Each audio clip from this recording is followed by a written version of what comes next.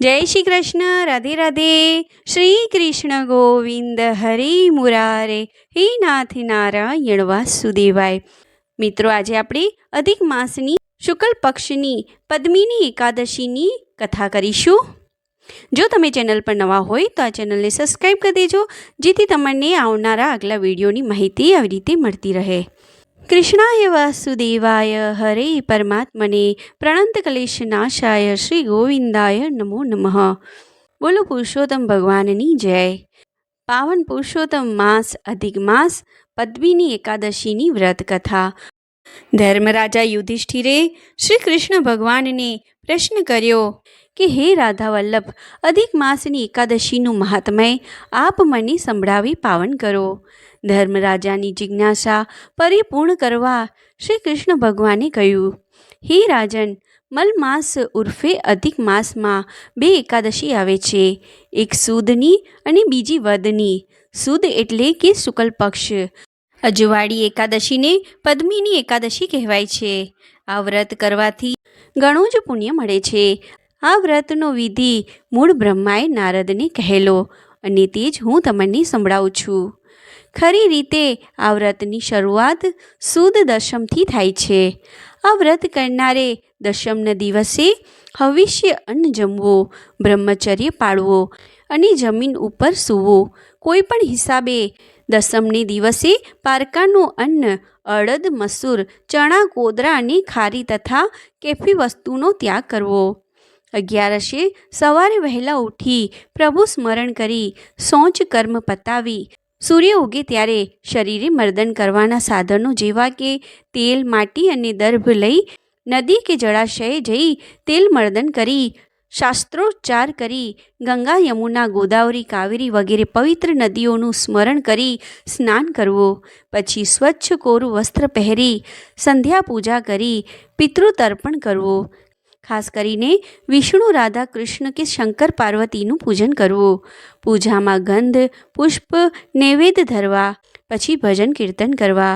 આ દિવસે પાપી, પતિત મનુષ્ય અને રજસ્વલા સ્ત્રીનો ત્યાગ કરવો। સત્ય બોલવો, ગુરુ બ્રાહ્મણની નિંદા ન કરવી। બને તો નિર્જલા ઉપવાસ કરવો, તે ન બને તો દૂધ જ લેવું। રાત્રે જાગરણ કરી ભજન કીર્તન કરવા। બીજે દિવસે સૂર્યોદય થયે સ્નાન કરી બ્રાહ્મણની જમાડવા। આ રીતે વ્રત કરવાથી ઈચ્છિત ફળ પ્રાપ્ત થાય છે। આ પછી યુધિષ્ઠિરે આ વ્રતની કથા સંભળાવવા શ્રી બંશીધર ભગવાન શ્રી કૃષ્ણને પ્રાર્થના કરી। શ્રી કૃષ્ણ ભગવાને કહ્યું, હે ધર્મરાજા, પૂર્વે નારદ મુનિને પુલસ્ત ઋષિએ સંભળાવેલી પદ્મિની એકાદશીની કથા હું આજે કહું છું, તે સાંભળો।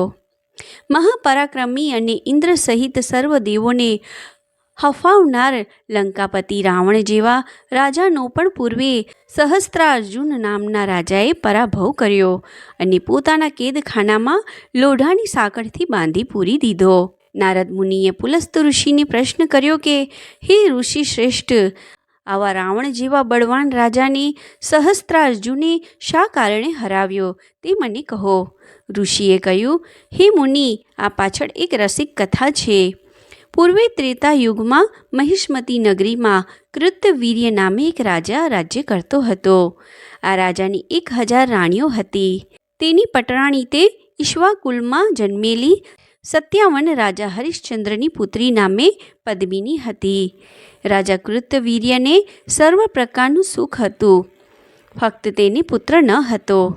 પુત્ર પ્રાપ્તિ માટે રાજા રાણીએ અનેક વ્રતો કર્યા, પણ કાંઈ પરિણામ આવ્યું નહીં। આ કારણે રાજા ખૂબ નિરાશ થયો અને જંગલમાં જઈ ઘોર તપ કરવાનો નિશ્ચય કર્યો। રાજાની સાથે રાણી પદ્મિનીએ પણ વનમાં જવા નિશ્ચય કર્યો।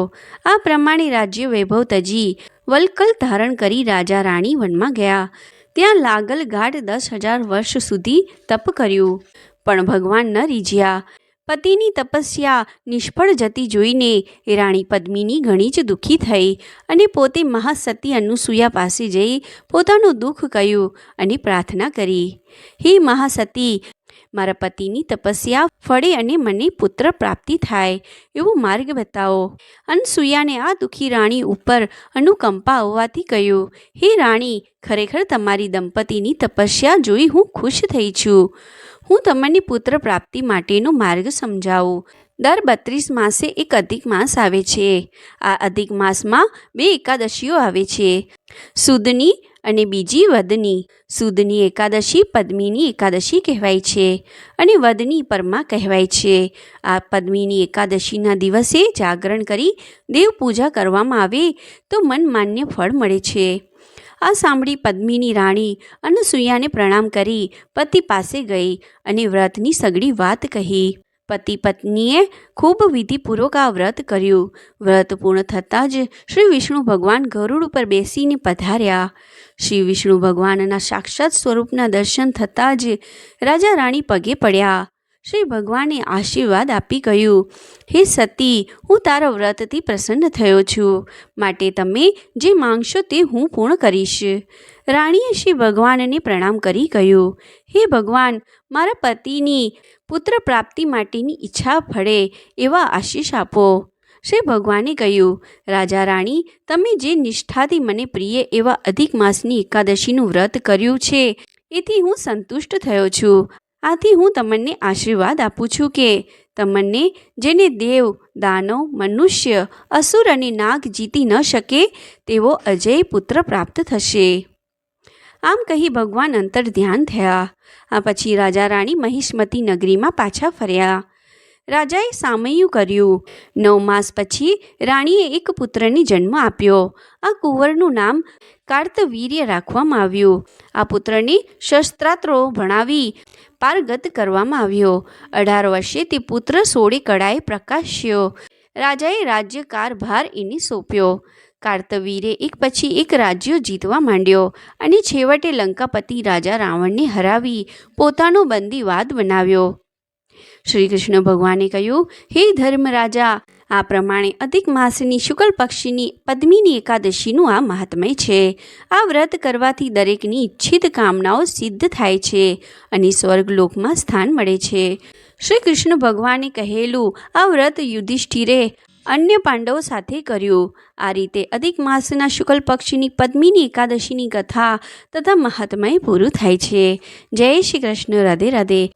નારાયણ નારાયણ શ્રીમન્નારાયણ નારાયણ નારાયણ નારાયણ નારાયણ શ્રીમન્નારાયણ નારાયણ નારાયણ.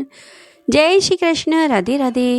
મિત્રો, જો આ કથા સાંભળવામાં તમને આનંદ આવ્યો હોય તો આ વિડીયોને લાઈક કરીને આગળ શેર કરજો ને ચેનલ પર નવા હોય તો આ ચેનલને સબસ્ક્રાઈબ કરી દેજો, જેથી તમને આવનારા આગલા કથાની માહિતી આવી રીતે મળતી રહે.